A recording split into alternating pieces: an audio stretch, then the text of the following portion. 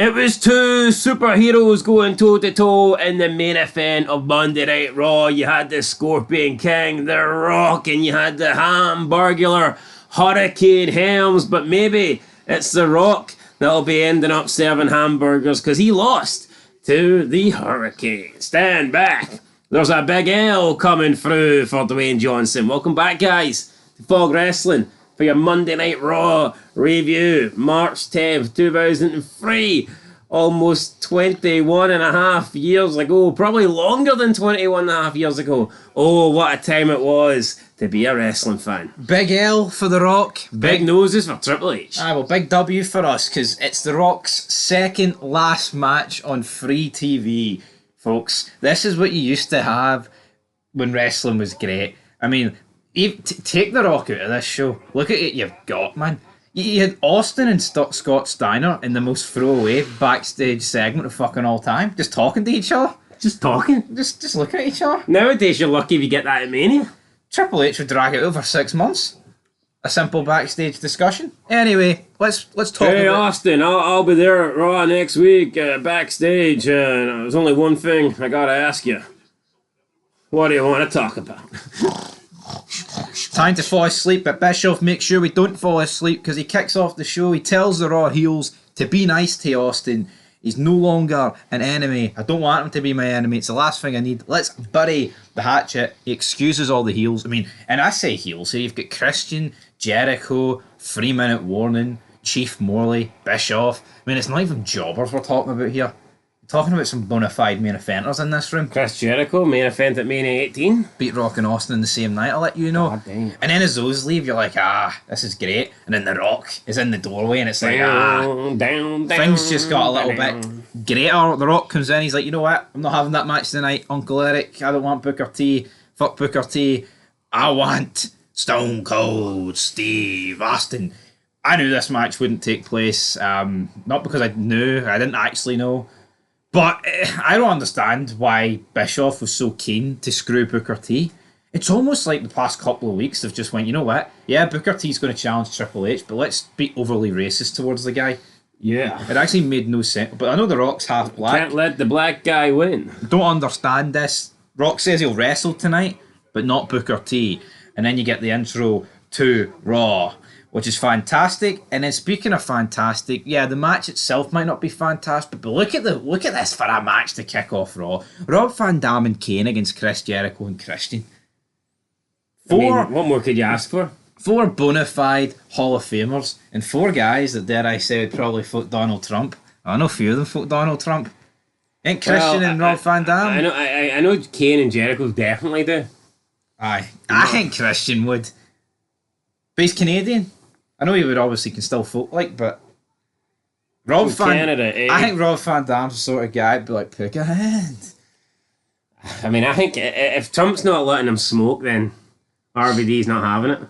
Aye, but I'm having this match. This match was good. I mean, Jericho rolls up RVD, pins him. But see, how shite is that? I mean, RVD would literally vote for anybody. I mean, he'd vote for Hitler if he'd let you roll a joint. Yeah, but I respect that over lies. Yeah. If you're voting for someone off the sole reason why what you want in the world, does that make you bad? No, but I mean, for me, makes you complicit, maybe. I know, but I think if you're willing to basically vote just on who's maybe to be more lenient with marijuana laws, then I think you need to get your priorities in life straight. Only wrestlers, if you subscribe to it, Rob Van Dam. Here, fucking marijuana could be banned in every single country in the world. RVD's still going to do it. Of course he is. He'll just get locked up and then do it for prison. Nobody's higher than Rob Van Dam. Jericho celebrates his victory with the roll up on Van Dam. Rolled him up like a rollie, and then Shawn Michaels smokes Jericho in the ramp. Sweet chin music. So I mean, look at the start to the show. You've had come on. You've had Bischoff. You've had Jericho, Christian, bunch of heels, Sean Morley. You've had Jericho and Christian versus RVD and Kane. Then you have Shawn Michaels appearing to hit some sweet chin music. I mean, you've literally got everything. And after Michaels tells Jericho that he'll see him at WrestleMania, we go straight into Booker T.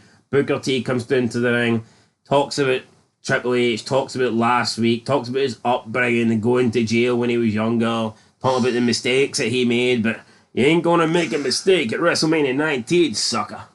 Yeah, he spent 19 months in the big house as well, so very convenient that it's Mania 19. Flair confronts him.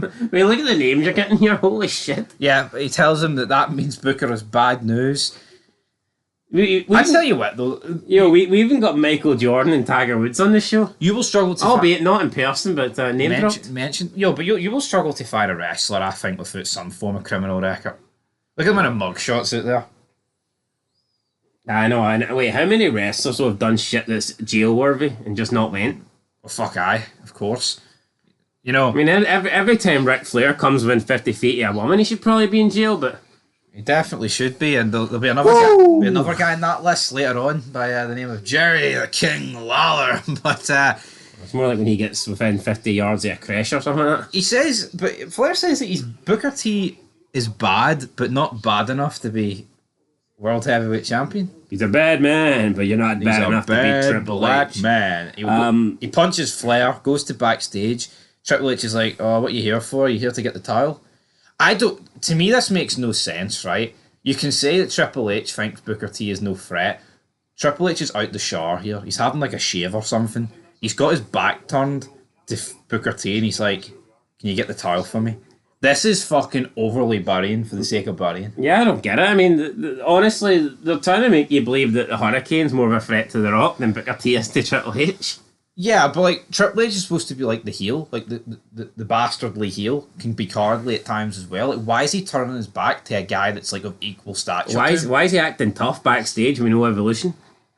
Evolution are both out injured, but this I don't get this. Yeah. So JR announced that both Batista and Randy Orton got hurt at a Raw live event, and they're both going to be out for 3 months. Fucking who the wrestling? Talk about shite the wrestling timing. Goldberg, Ryback. Just really bad timing, isn't it? What? Both in the same match. I mean, that's crazy. Tell you what, though. I mean, how does that drastically change the offense of Mania if those two are around? I mean, we don't know. Anyway, Triple H does give Booker the $1 bill, and then he gets dropped there, laid out in the bathroom, and then Booker T kind of just leaves. Yeah, he's had enough of being abused tonight. I'll tell you what. That shite bag into though. This is the guy that is going to challenge for the belt at Mania, and he's just going to walk out the building after decking Triple H. Say it you want, right? You can clearly tell that The Rock and Austin is the match for Raw. Oh, aye. Fucking Booker T and Triple H is being treated like an absolute fucking joke. And that's the difference, so right? See Triple H, people can put him up a list because he booked some of their favourites today. Triple H is nowhere near the fucking level of The Rock and Austin, and it's fucking evident. No, he's not. He never was. People are saying Triple H is better than Taker because Taker was speaking to Trump. Yo, look at Mania X8, right? He couldn't get... that match with Jericho couldn't lay a fucking glove on Rock Hogan. To be honest, not many matches could. But look at X7, right? You don't look at Taker Triple H at X7 and go, "Oh, fuck, that match was every bit as big as Rock Austin." You don't. You just don't. You know what I mean? It was a good match, though. No, it was a good match, but I just don't view it as like as big as it. And I mean, I'm not going to blame Triple H because I don't think it would have mattered who Taker's opponent was at WrestleMania 17. It's not going to be as big as Rock and Austin. The problem is... He probably would have needed... You can be third. You can be third, and that's still quite a way off the top two. Yes. At WrestleMania 17, you've got Austin and Rock, but the person in third place is a distant third. It doesn't help, though, that they're burying Booker T to a level of, like, what the fuck are we doing here? Anyway... We'll move on, because up next, with Jeff Hardy against Rico. Booker T's moved on, he's away, so... He's away. With Jeff Hardy against Rico, Jeff Hardy was drugged here. I'm convinced of it. Darkness. Everything he did was sloppy. The roll-up was sloppy. The fact that Jeff Hardy needs a roll-up to beat Rico sums up how... What is the point? It's TNA soon, isn't it? TNA, bro. Anyway, Triple H then backstage... He's walking around. He whacks some guy backstage. Maven sticks up for him. Triple H then grabs Maven by the throat. Says, "Oh, you want to be a real man? You want to be a real wrestler, not some wannabe tough guy from Tough Enough, then meet me in the ring tonight. And it's like, I don't know, man. Why is Maven just allowing Triple H to grab him by the throat? Do you not think the problem is, right, is that Maven just never grew out of the Tough Enough phase? Yeah, I know, but even in that Survivor Series, initially, I think that's what was going for him. I agree, but even in that Survivor Series 2004 match, You felt like the Tough Enough kid, so, didn't you? yeah, when you look at like Batista and Orton by that point in 2004, they're not the same guys that debuted. Obviously not, literally different gimmicks, but like Maven from his debut right up to when he gets released feels like the same fucking guy. You know, I like Maven. And No, I like Maven as well. I've seen him doing interviews and stuff, and he seems dead on. He doesn't bash McMahon, so I'll give him that. I think Maven seems, honestly, man. See if you. I think Maven in wrestling 2024 would look like a star. He does have a look to him. He does, man. He does look like some. Just unfortunately, back then wrestling was good. Yeah. Like, Maven's a pretty big guy as well, I mean, he's jacked. I mean, he can certainly pull off some of the looks that The Rock can. I've seen the guy, like, wearing a shirt and stuff, dressed in trousers. He kind of just looks like a special needs version of The Rock, though, doesn't he? Yeah, no, but I've seen Maven pull off the sort of Rock look. He looks like someone who could... Maeve? He looks like someone who could have been a star, but he just wasn't. No, but Maven or Johnny Gargano. Maven every day of the week. Exactly. That's so Raven. Anyway... Backstage, Austin arrives just when you didn't have enough stars. Goldust then arrives. Hey, Master Goldust! Hey, Goldust and Austin. I mean, did you see Austin's facial expressions here? Everything. He was breaking. It's cracking me up here. So Goldust is going, and Austin's like, Austin's pulling his head back, man. Trigger. It was almost like every time Goldust was talking and stuttering, Austin was getting jabbed. So when Goldust is speaking, Austin's getting jabbed, and Austin's head's just bouncing back, and then Austin's got half a fucking hot dog and he just shoves it in Goldust's mouth. He walks off and it almost cures Goldust's Tourette's or whatever he's got. The stutters. Yeah, he's got something crazy going on with Really funny segment though. Talking of funny segments, up next we got our weekly dose of Rock and Hurricane because The Rock is playing an anti-Cleveland slong, and then the Hurricane slong.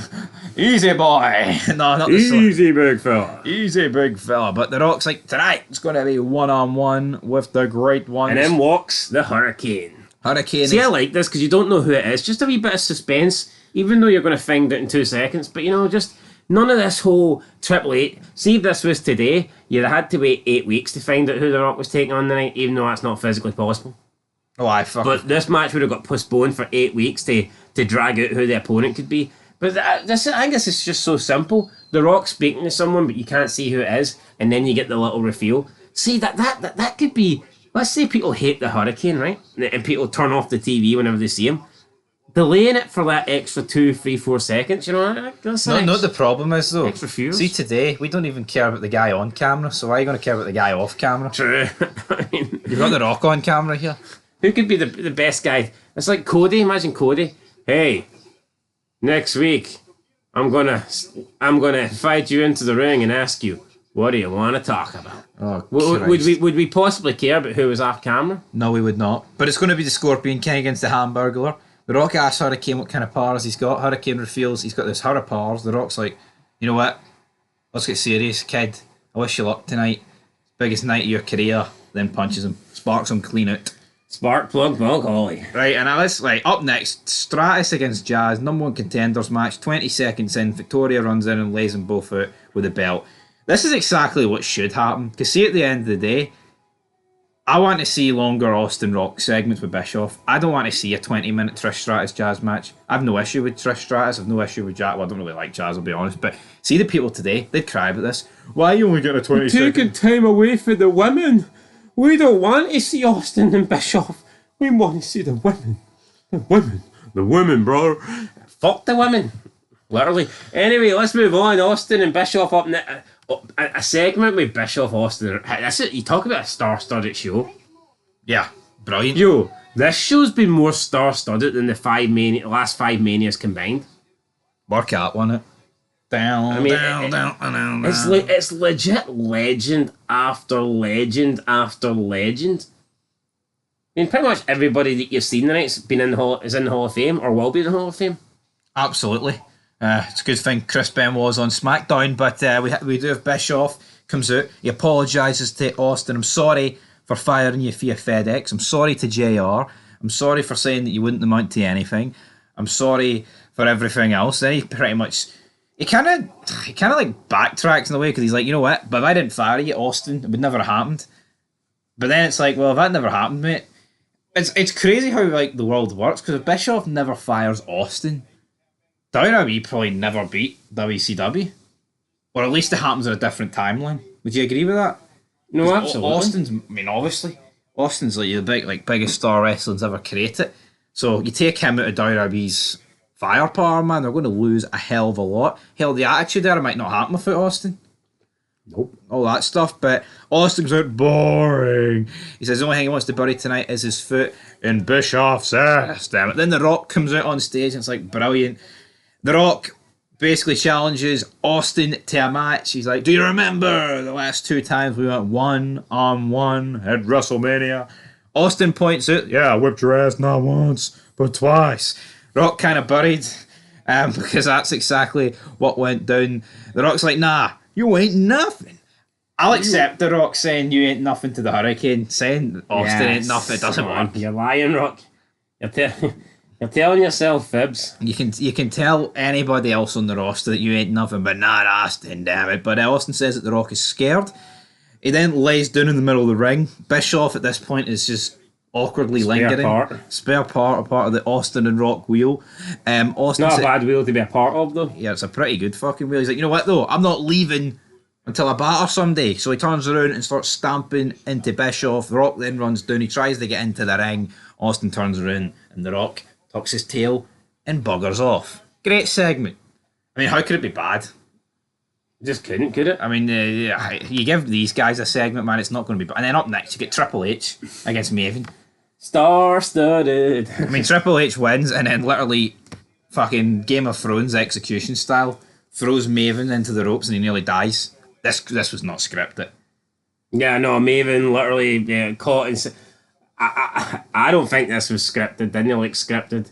And then Al Snow comes out to make the save. It's one of those like 1 in 100 spots, and I just feel like they are impossible to script. I feel like when they're going to script this, you can clearly see when they're going to script it. Yeah, here. This kind of just. I think Triple H is just throwing him at the ring, like, "Oh, you're trash, mate." And then he got caught, like the bag. Like I think what's happened maybe is that he was supposed to throw him at the ring, maybe cut a promo, maybe. But then because Maven near died, Al Snow's come out to help What does everybody 'cause want? They need to save face. It can't be Triple H that frees Maven. Yeah, how shite would it look if Triple H was the one that had to release him? Oh, aye. It would have looked... I guess you had Flair there, but it wouldn't really suit Flair either, so it's like... Yeah. Bischoff then says, you know what? I tried everything with Austin. It's not going to work. McMahon's not here. That pretty much means I run Raw. So next week, it's going to be me against Austin. So again, Austin next week in a match. That's exactly what I want. I mean, Rock this week, Austin next week. Triple H in a match. Austin Bischoff. Oh, yeah. The great. rematch, you know be it. You can't beat it, man. Stacey's in on the phone to Tess. Turns out the Tess is already down south 4 days before the Girls Gone Wide gig, so she's not that happy about that. Tell you what, I was reading an article. Apparently the guy that was the founder of that Girls Gone Wild got Me Too'd or something. Not surprised in the slightest. He got like a shitload of accusations about using underage people and stuff like that. So... How long ago? Yeah, I think it was like 2014 or something. Aye, that sounds about right. Then, backstage, Terry runs up to Austin, who's sitting there with Scott Steiner. I think you can see how far Scott Steiner's already fallen down the card here. Scott Steiner will be lucky if he ever appears on TV again. You know, Austin's informed here he's got a match with Bischoff.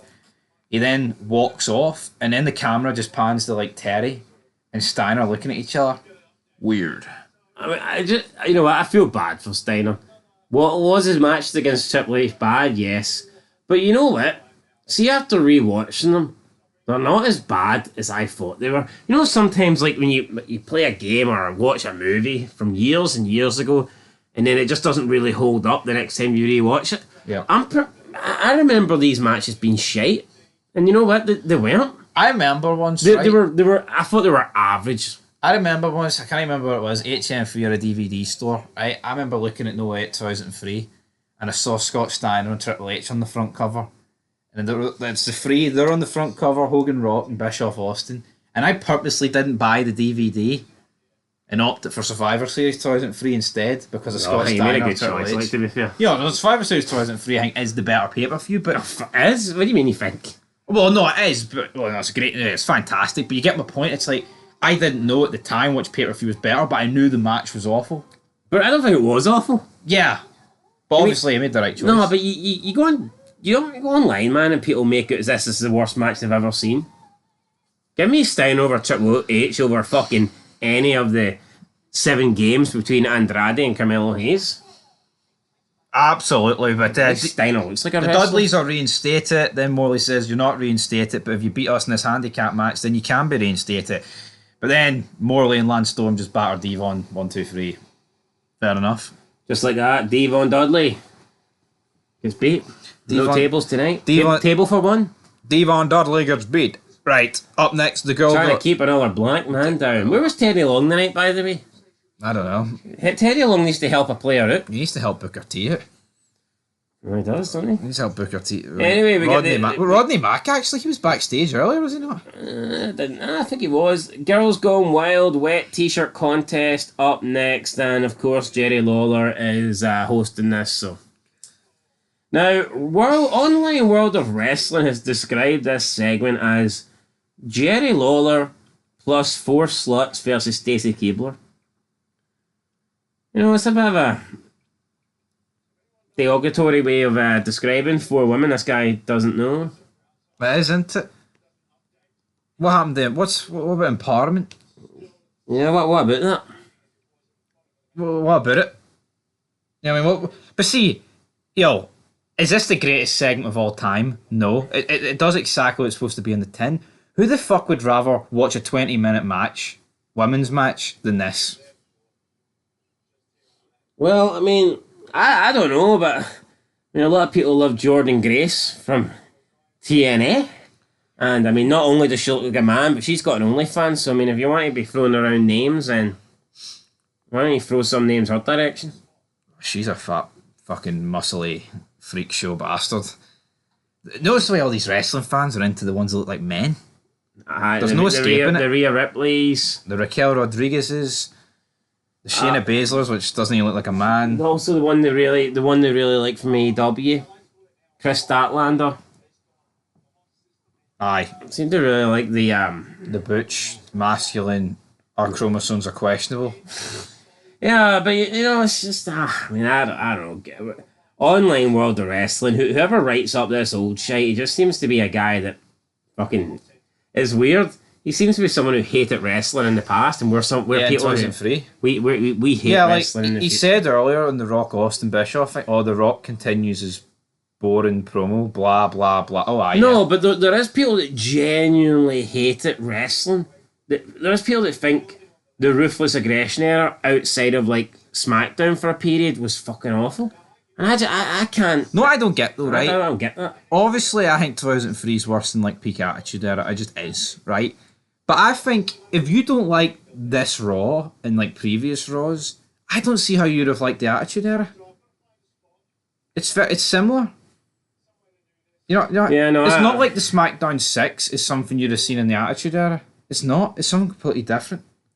The SmackDown we watched, SmackDown 6 was overrated as hell. It's the same 6 faces facing each other, and no real characters, just like wrestlers. Probably the worst part, probably the worst Kurt Angle's been in a long time, to be honest. As part of the SmackDown 6, him and Benoit arguing over a stupid trophy. You got Los Guerreros, who's just Eddie plus 1, and then it's like Rey Mysterio comes in, and they team him with Edge, and it also ruined Edge's momentum as well. I don't think the SmackDown 6 helped anybody. Probably apart from Chavo. And we've discussed it in great detail, don't you? No, I mean, it dragged down Angle. I don't think it did anything for Benoit. I think it halted Rey Mysterio's momentum as a singles guy, because he just literally came in, and Edge literally was on the verge of becoming the main eventer. And it just butchered him. And it just put him into a tag team division, so Anyway, back to the four sluts and Stacey. I mean, if you're going to call these women four sluts, is Stacey Keebler not one? I guess so, but then again, I mean, we don't know where these women are from. I was defending them. I don't know where Stacey Keebler's from. No. That is true there. King gets the Super Soaker. You've got King, he's loading up the Super Soaker. This just had to be a Jerry the King Lawler segment. No one else but him was going to host this. Is it creepy for Lawler? Yes. I don't think anyone's going to fucking deny that. But is it funny? Yeah. It's supposed to be some lightheartedness. If you're taking this serious and crying about women being exploited, fuck up. That's what I'll say. Funny segment. That's what it is. Yeah, so I mean, let's actually go through the editor's notes here for this entire segment. So Girls Gone Wild wet t-shirt contest, Jerry Lawler plus four sluts versus Stacey Keebler. This was a pathetic plug for Thursday's Girls Gone Wild pay-per-view. The GGW pay-per-view will supposedly feature Stacey Keebler, Tori Wilson, Nydia and Test. King introduces four of Cleveland's finest. Editor's note, dirtiest. King gets ready to use the Super Soaker on four girls. Suddenly, Stacey Keebler's music hits and out comes the skinny bimbo. Stacey says she was upset with Test earlier, but then she realised she's just as wild as anybody. Stacey tells King to step aside because she's going to get these girls all wet. King insists on introducing the girls first, as if it makes a difference. Stacey sprays each of the girls who don't appear to have a complete brain between them. Stacey says that she will be at GGW to show everybody just how wild a diva can get. Stacey tells King to spray her next. King has an orgasm in the middle of the ring and does what he's told. Alright, I mean... What a segment. Listen, yeah, the King orgasm shite, no problem with that. But this guy is saying that these women don't have a brain between the four of them. How could you possibly tell that? I don't think you could, based on what I seen, that I couldn't tell. I mean, you want to argue that they're sluts or whatnot, that's one. How could you tell they didn't have a brain? Yeah, it's not like it was four Rybacks, you can just tell. They didn't come across as, unintelligent. And for him to call Stacey a bimbo... They just came across as four people doing a job. It's a TV show, for fuck's sake. And why is Stacey a bimbo? I mean, you look at Stacey in Married Life... Why? Just because she acted a certain way on a television show? But do you know what? This is a television show. This is no different from some married woman who's got a family and has, not acted like a bimbo ever, playing a part on a TV show. Yeah, no, I guess that's all it is. That's all that this is. People look into this way too much, man, and they believe that the women of the Ruthless Aggression era were all like... a lot of the women today, I'd say, are way sluttier than the women of the past. Look at Paige. Never really did anything on camera, in terms of what she did, but not in terms of the actual... this guy would argue Stacey Keebler's a bigger bimbo than Paige. Yeah. Not possible. Can't be possible. Yeah, but because it's not happened... Because Paige just wrestled and didn't really do anything on the WWE camera, I think it's real. Stacey Keebler, I guarantee you, if she was in this era, she wouldn't have an OnlyFans. No. And how many of these wrestlers would, if they weren't in WWE? Oh. Pretty much as soon as they get released, that's the first thing to do. It's pathetic. Just no, but see if you actually look at females in wrestling, see the amount of them that have OnlyFans, it's actually insane. No, I know. Yeah, we always get told that no, man, it was the diva era where they were all like they weren't classy and they were this and they were that. Fucking bullshit. That's what I'm calling bullshit. Bullshit. King does what he's told. I liked it. It was fun. It was entertaining. It is what it is. If you're actually watching this with like a face like Greta Thunberg when she's seen Trump enter the room that time, then I don't know what to fucking tell you. I mean, wise up, man. Like, there's nothing... I don't get it. Anyway, you get this. The Rock against the Hurricane. This was a good match. The Rock puts on the Hurricane's cape. He's mocking him. He's ripping the piss out of him. Rock's about to beat the Hurricane. But then Austin's music hits. He goes down to distract him. And the Hurricane hits the roll-up. 1, 2, 3. Tell you what, it was a quick 3 count. It was. Maybe too quick. Protecting The Rock. A lot of roll-ups tonight, but I tell you what, it's just... Rock kicked out of the Horror choke slam as well, so... He did. I mean, I think maybe Hurricane got a bit too much offense there in this match, if I'm being perfectly honest. But again, it's a shame though, because see with Hurricane's gimmick, it just can't go anywhere. You can have this comedy feud with The Rock, but at best you're a comedy man.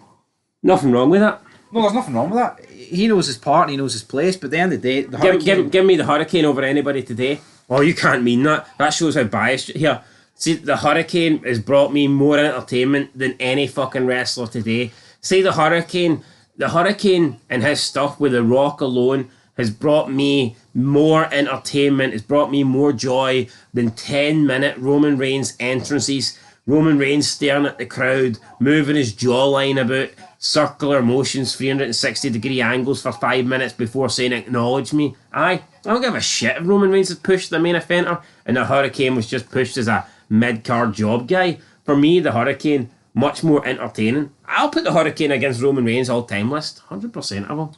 Anyway, we're going to put this Raw on the all-time list. I'm going to give it a... I'm giving it an 8. Really good. I liked it. Yeah, I'm going to get an 8. I was torn between an 8 and a 7, but you know what? An 8. Ah, man, there was too much fucking star power. I just couldn't get a 7. I know, I was thinking of it, man. Alright, I was thinking. Possible. I decided with an 8. Tell you what, Raw is just smoking SmackDown in every capacity these days. SmackDown, you will see that review on Thursday. But I'll make a prediction that SmackDown will be better. Not really. Not a chance. Till next time. Peace.